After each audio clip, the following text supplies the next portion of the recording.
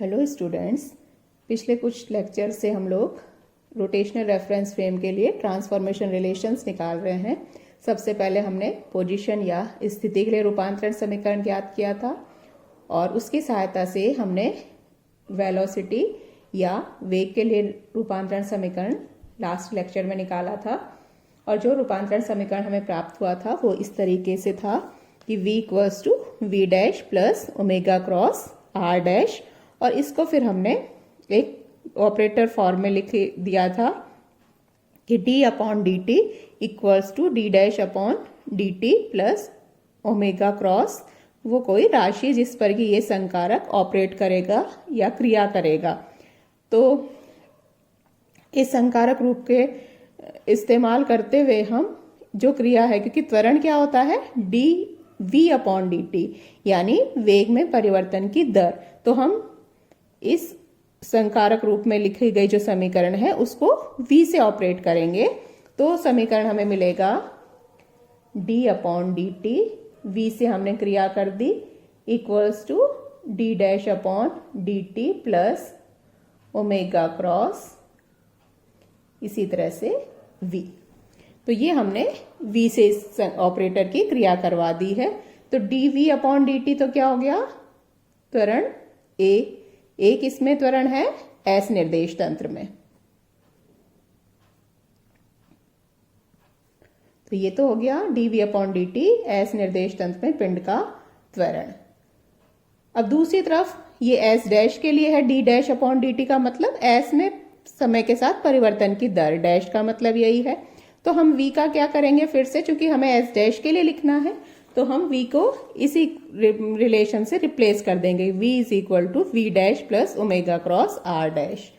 तो दूसरी तरफ हम d dash upon D T plus omega cross v की जगह पुट कर देते हैं v dash plus omega cross R dash लिख सकते हैं, r लिख सकते हैं क्योंकि r equals to R dash है तो एक ही बात होगी, या a इज इक्वल टू, अब हम इसकी क्रिया करवाते हैं पूरे ऑपरेशन से। तो d dash upon D T पहले v dash plus omega cross r dash से प्लस इसी तरह से सेकंड टर्म हो जाएगी ओमेगा क्रॉस, और ये पूरी क्रिया होगी v dash plus omega cross r dash.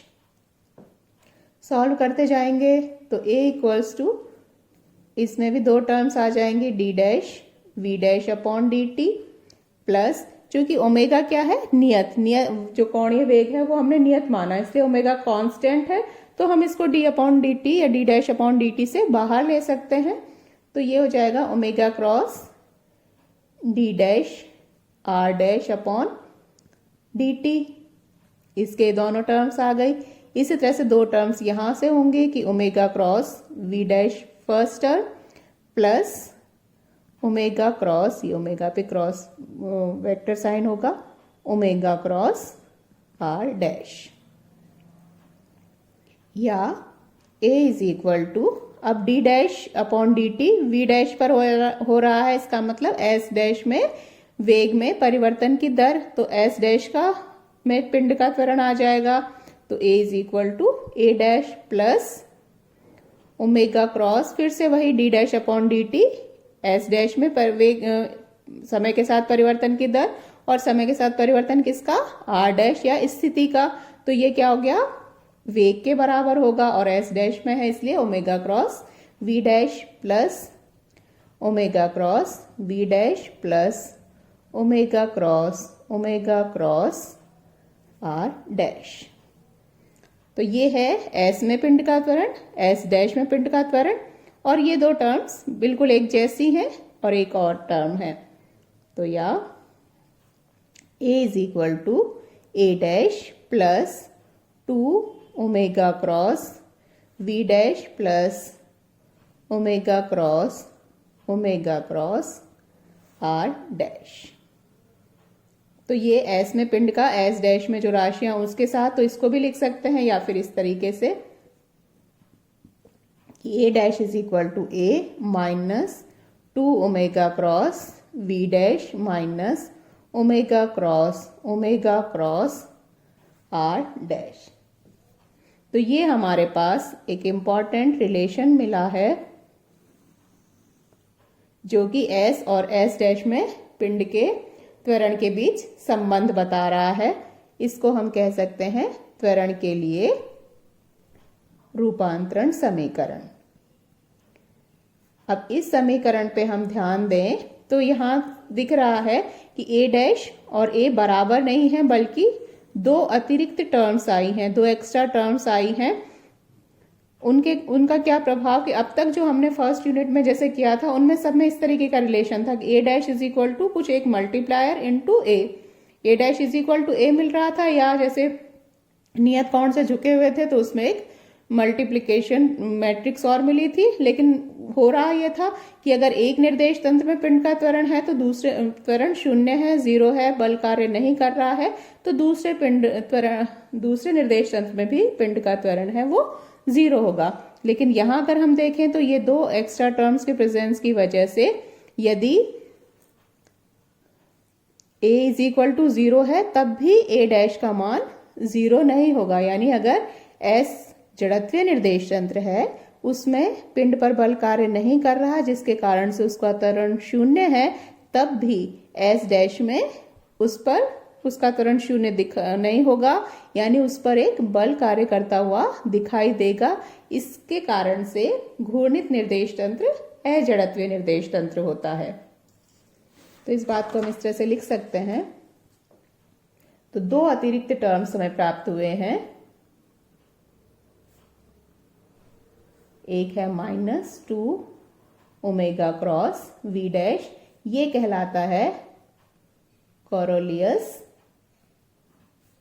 त्वरण, कोरोलियस एक्सेलरेशन, और -ओमेगा क्रॉस R डैश लिख सकते हैं, R लिख सकते हैं, ये कहलाता है सेंट्रीफ्यूगल फोर्स या अपकेंद्रीय त्वरण। तो इन दो अतिरिक्त पदों के कारण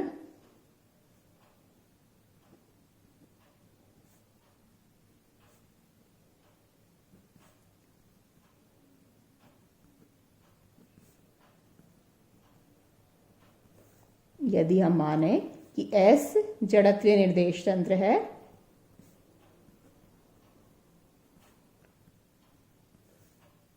या S में F is equal to zero होने पर, बाह्य बल शून्य होने पर A है वो शून्य है, तब भी S डैश में A dash is equal to zero नहीं होगा, क्योंकि ये दो टर्म्स हैं वो एग्जिस्ट करेंगी। तो यानी S डैश में पिंड का पर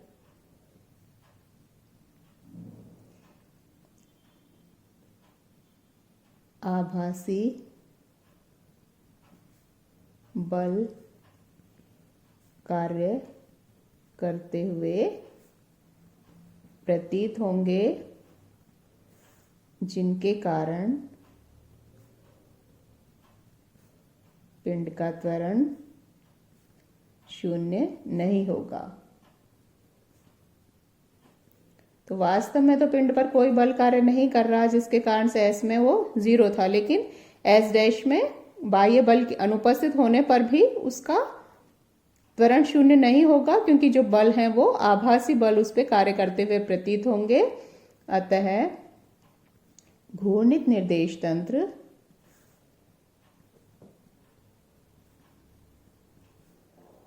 अजड़त्वीय निर्देश तंत्र होता है। बाह्य बल की अनुपस्थिति में भी पिंड का त्वरण शून्य नहीं होता, बल्कि पिंड त्वरित दिखाई देता है और उस पर आभासी बल कार्य करते हुए प्रतीत होते हैं। तो ये हमने त्वरण के लिए निकाला। इसी तरह बल के लिए निकालेंगे तो उसके लिए क्या करेंगे, जो हमें रूपांतरण समीकरण प्राप्त हुआ है त्वरण के लिए, उसको हम पिंड के द्रव्यमान m से गुणा कर देंगे। तो m A dash is equal to M A minus M 2m omega cross v dash minus m omega cross r।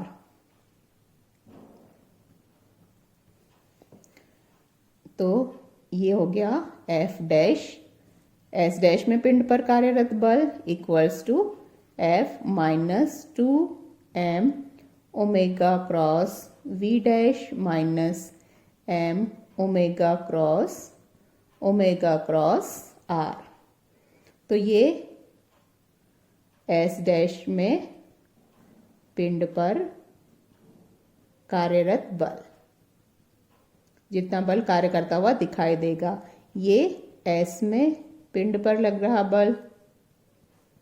और ये दो टर्म्स फिर से एक्स्ट्रा टर्म्स हमको मिली हैं,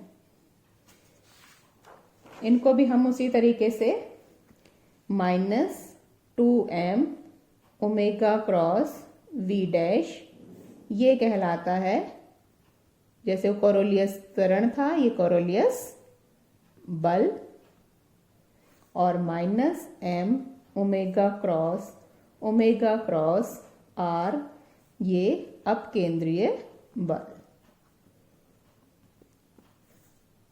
तो अर्थात जैसे टोटल जो बल होगा रोटेशनल फ्रेम में कार्य करता हुआ, वो कितने के बराबर होगा? एक तो बाह्य बल जो कार्य कर रहा है प्लस आभासी बल या फिक्टिशियस फोर्सेस, सूडो फोर्सेस, वो उस पर कार्य करते हैं। तो अर्थात जड़त या घूर्णित निर्देश तंत्र में